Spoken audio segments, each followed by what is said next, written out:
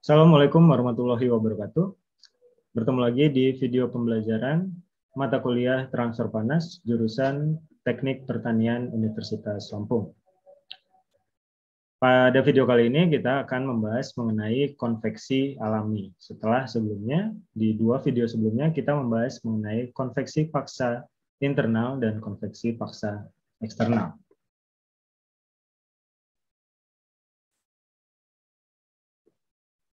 Ya, pada bagian sebelumnya, kita telah membahas perpindahan panas konveksi paksa di mana fluida dipaksa bergerak melewati suatu permukaan atau di dalam pipa oleh gaya eksternal seperti pompa atau kipas. Berbagai aplikasi perpindahan panas melibatkan konveksi alami sebagai mekanisme utama. Beberapa contohnya adalah peralatan pendinginan pada perkakas elektronik seperti transistor daya, TV atau VCR, perpindahan panas dari radiator, perpindahan panas dari coil refrigerator, dan kabel transmisi daya, serta perpindahan panas dari tubuh hewan atau manusia. Pada bab ini, kita akan membahas konveksi alami atau natural convection, atau konveksi bebas, free convection, di mana gerakan fluida terjadi secara alami, misalnya oleh adanya efek pengapungan. Gerakan fluida pada konveksi paksa dapat diamati dengan sangat jelas, karena pompa atau kipas dapat memberikan momentum yang cukup untuk menggerakkan fluida pada arah tertentu. Tapi, pada konveksi alami, gerakan fluida sering tidak jelas karena sangat lambat.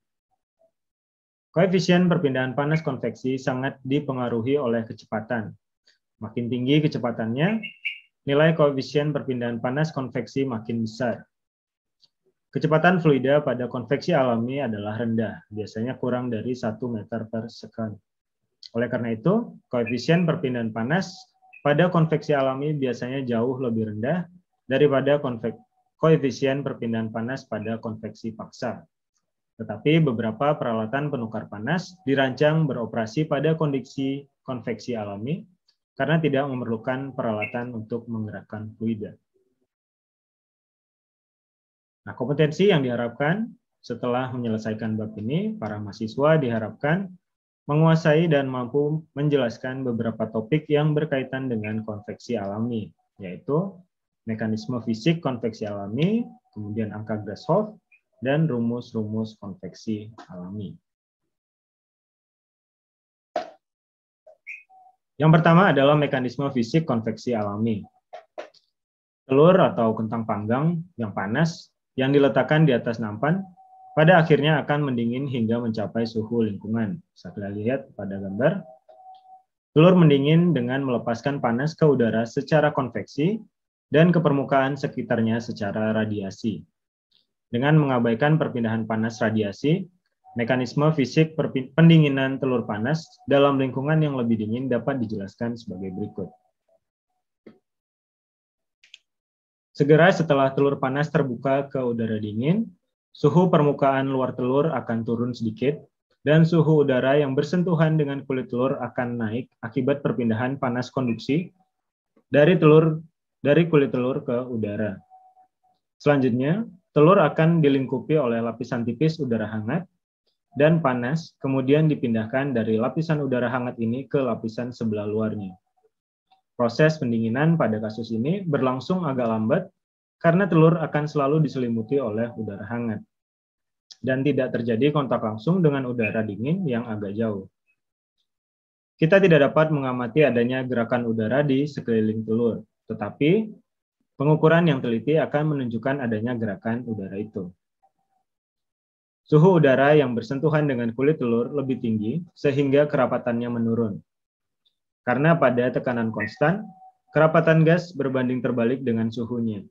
Jadi kita memiliki udara ringan diselimuti oleh udara berat. Dan hukum alam memastikan udara ringan akan naik, tidak berbeda dengan minyak yang pasti mengambang di atas air. Ruang yang ditinggalkan udara hangat di sekeliling telur segera diisi udara dingin di sekitarnya. Dan kehadiran udara dingin ini akan mempercepat proses pendinginan telur.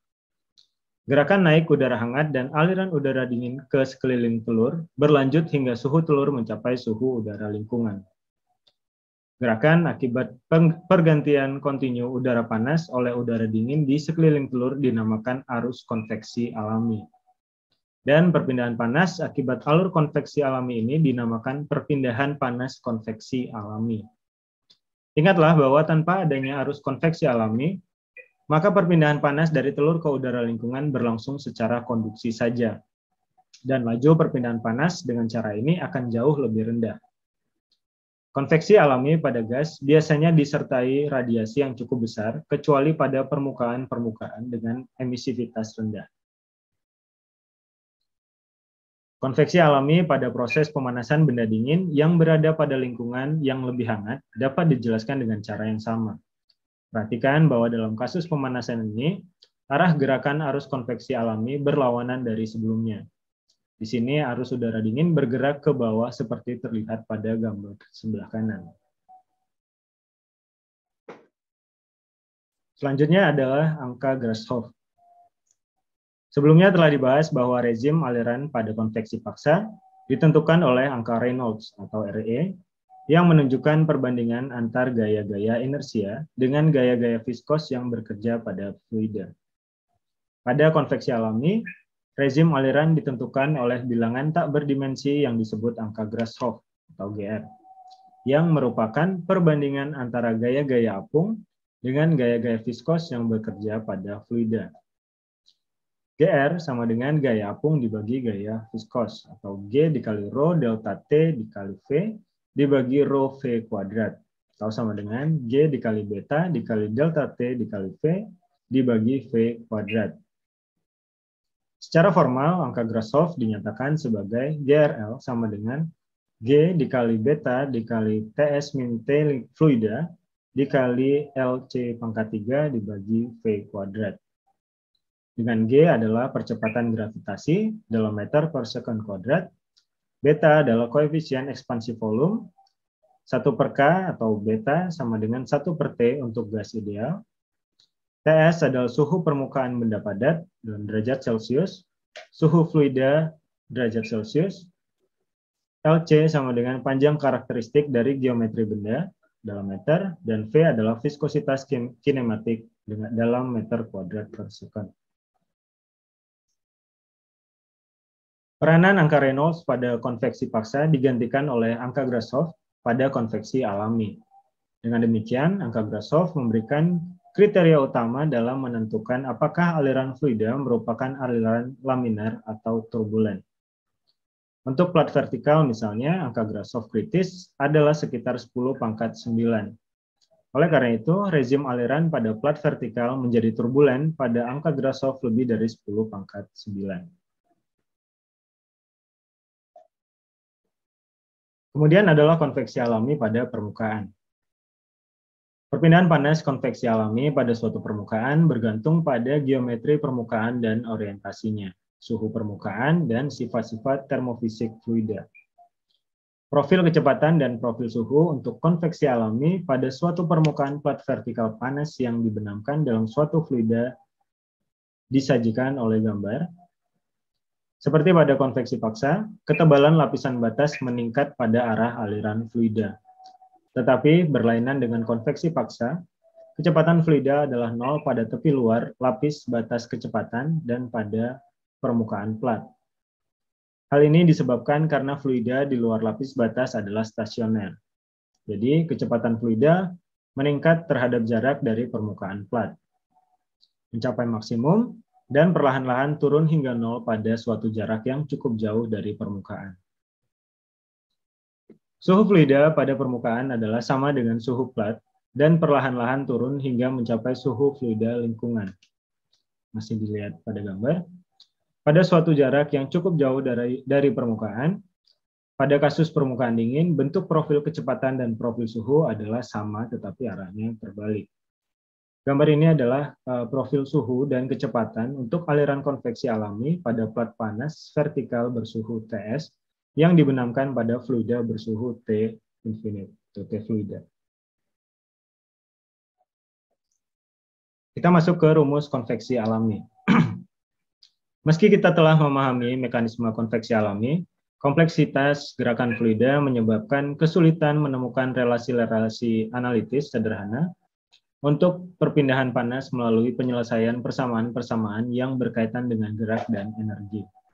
Oleh karena itu, dengan kekecualian untuk beberapa kasus sederhana, relasi-relasi pada konveksi alami didasarkan pada kajian-kajian eksperimental. Di sini kita gunakan relasi yang paling sederhana karena dua alasan. Pertama, tingkat akurasinya masih berada pada kisaran yang diterima. Dan kedua, bagi kita lebih baik menekankan pada watak fisik dari persoalan ketimbang manipulasi rumus. Korelasi empiris angka Nusselt rata-rata pada konveksi alami dapat dinyatakan dengan NU sama dengan H dikali LC dibagi K, sama dengan C dikali angka Grashof dikali angka Prandtl pangkat N, sama dengan C dikali RA pangkat N. RA adalah angka Rayleigh, yang merupakan hasil kali antara angka Grashof dan angka Prandtl. RA sama dengan GR dikali PR, sama dengan G dikali beta dikali T surface dikurang T fluida dikali L C pangkat 3 dibagi viskositas kuadrat dikalikan PR. Nilai konstanta C dan N bergantung pada geometri permukaan dan rezim aliran yang dicirikan oleh angka Rayleigh. Nilai N biasanya adalah 1/4 untuk aliran laminer dan 1/3 untuk aliran turbulen. Nilai konstanta C biasanya kurang dari 1. Rumus-rumus angka Nusselt pada berbagai geometri diberikan pada tabel ya. Nah, dalam tabel itu selain skema geometrinya juga diberikan panjang karakteristik untuk masing-masing geometri dan kisaran angka Rayleigh yang sesuai. Semua sifat fluida dievaluasi pada suhu film TF sama dengan TS min T fluida dibagi 2. Meski rumus-rumus tersebut diperoleh dari permukaan isotermal, tetapi juga dapat digunakan secara mendekati untuk permukaan tidak isotermal dengan asumsi suhu permukaan adalah konstan pada suatu harga rata-ratanya. Penggunaan rumus-rumus tersebut disajikan pada contoh-contoh berikut. Laju perpindahan panas pada konveksi alami dari permukaan benda padat ke fluida lingkungan dinyatakan oleh hukum pendinginan Newton, Q konveksi sama dengan H dikali A dikali TS min T fluida. A adalah luas permukaan perpindahan panas dan H adalah koefisien perpindahan panas konveksi rata-rata pada permukaan. Nilai H dapat diperoleh dengan H sama dengan Nusselt number dikali K dibagi LC.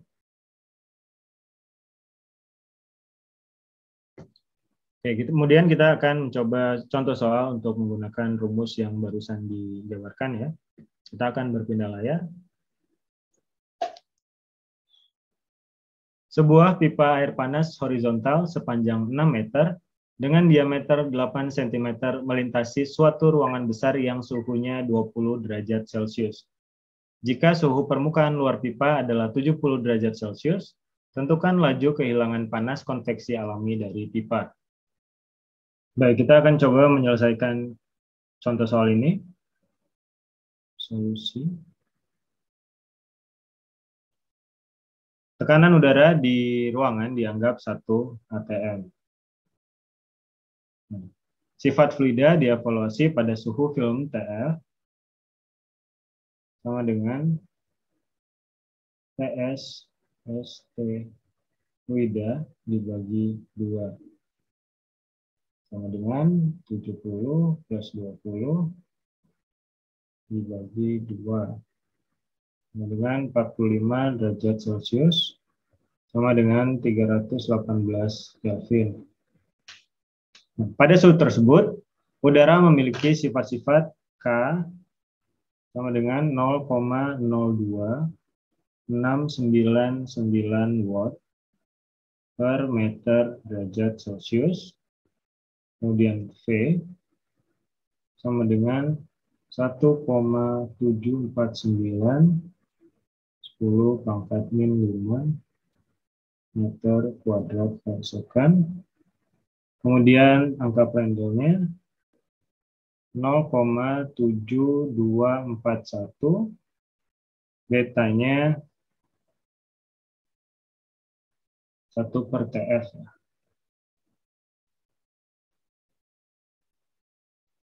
1/TF berarti 1/318 Kelvin sama dengan 0,00315 Kelvin pangkat min 1. Nah, panjang karakteristik untuk kasus ini adalah diameter luar pipa.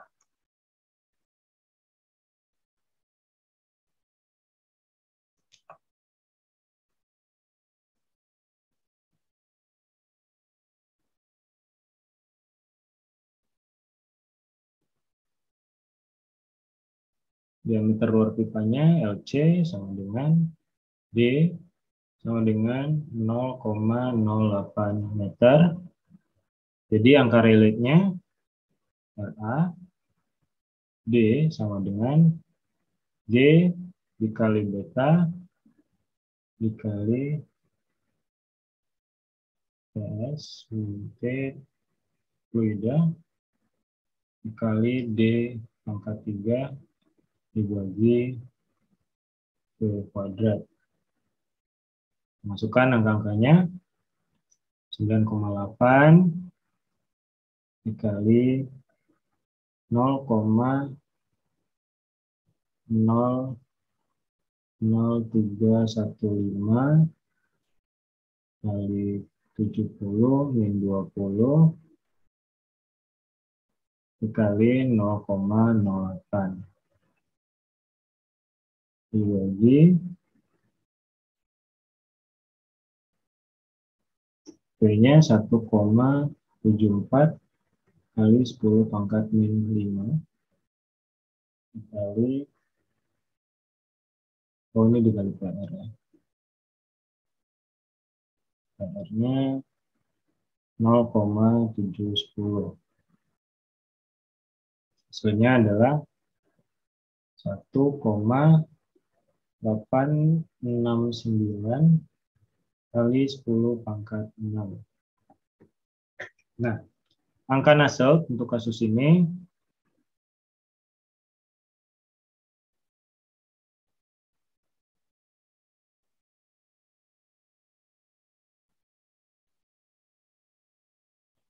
ditentukan dari persamaan NU sama dengan H kali LC dibagi K sama dengan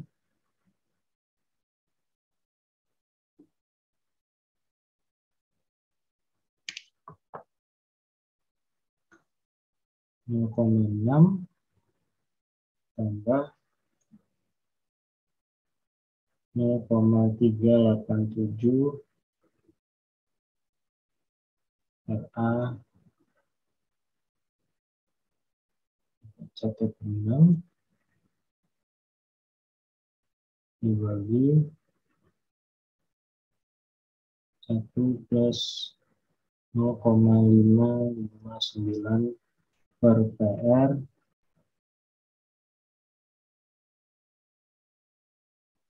9/16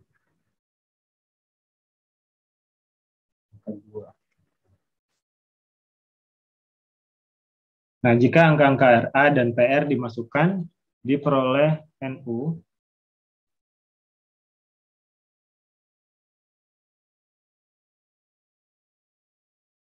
sama dengan 17,40.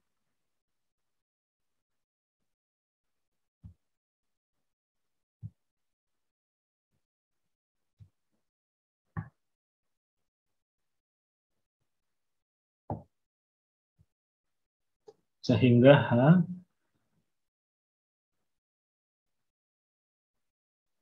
sama dengan NU K LC. H sama dengan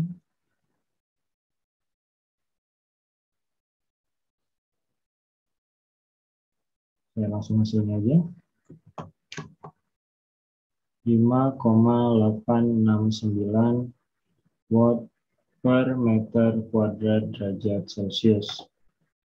Luas permukaan konveksi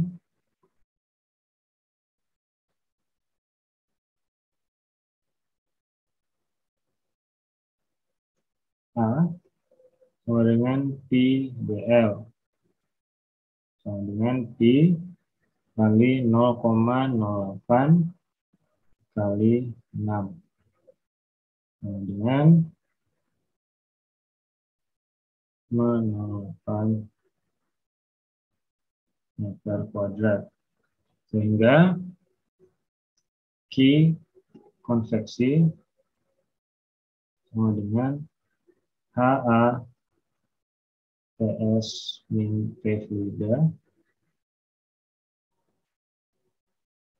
sama dengan, ya kita punya nilai-nilainya, ini 5,869, kemudian ini 1,508, dan ini 70 min 20, sehingga hasilnya adalah 443 watt.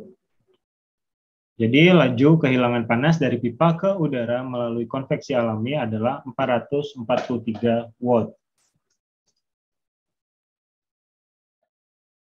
Baik, itu tadi contoh soal dari konveksi alami, silahkan dicoba di rumah.